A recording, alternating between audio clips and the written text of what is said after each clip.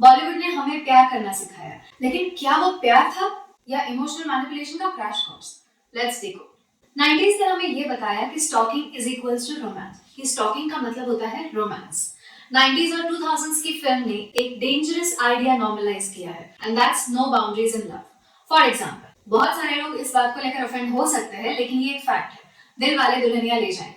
Raj literally follows Simran across the Europe till she gives in. Cute लगा? हाँ, देखने में तो हमें भी बहुत क्यूट लगा था। लेकिन अगर रियल लाइफ में कोई आपके साथ ऐसा करना चाहे तो क्या करोगे? एक बात तो है, वो इंसान पिटेगा जरूर। अब वो लड़की से पिटेगा या पुलिस वालों से पिटेगा, ये सिचुएशन पर डिपेंड करता है। और एक एग्जांपल अगर लिया जाए तो Raanjhanaa. Kundan obsessively pursues Zoya despite constant rejection and despite the differences between the two of them. लेकिन ऑडियंस को मैसेज क्या मिला?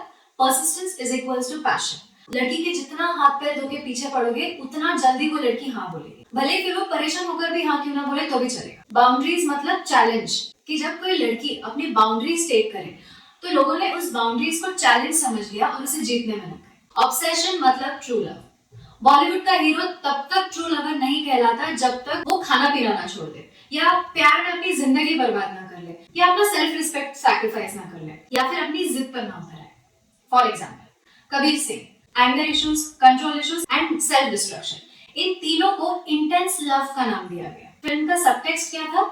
If it's not painful it's not real love. Healthy love boring दिखाया गया और toxic love cinematic. In other words, Bollywood ने कोई कसर नहीं छोड़ी नार्सिसिज्म को ट्रू लव बनाने की। No means try harder. ये डायलॉग तो आप लोगों ने सुना ही होगा।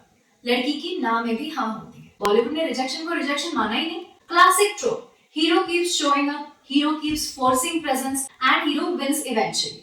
For example, ए दिल है मुश्किल। One-sided obsession को poetic tragedy बना दिया गया instead of emotional closure. फिर भी दिल है हिंदुस्तानी, जिसमें एसआरके का कैरेक्टर relentlessly जूही चावला के कैरेक्टर को परस्यू करने में लगा हुआ होता है। लेकिन ऑडियंस ने मॉरल क्या लिया इन सारी चीजों से? कि अगर कोई इंसान नो को रिस्पेक्ट करता है तो वो वीक है। किसी भी लड़की के पीछे हाथ पैर धोकर पड़ना इज हीरोइक है। लेकिन सवाल ये भी है कि बॉलीवुड ने ऐसा किया क्यों?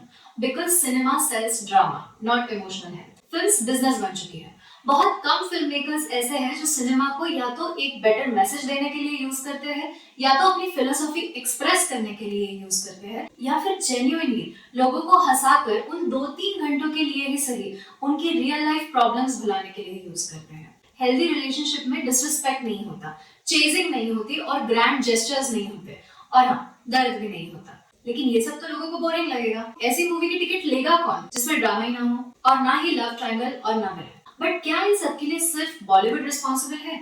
हमने एज ऑडियंस, हमने भी तालियां बजाई, सीटियां बजाई और दुख दर्द पीड़ा को रोमांटिसाइज किया। Cinema reflects society, but society भी सिनेमा से ही सीखती है और अल्टीमेटली ये एक लूप बन जाता है।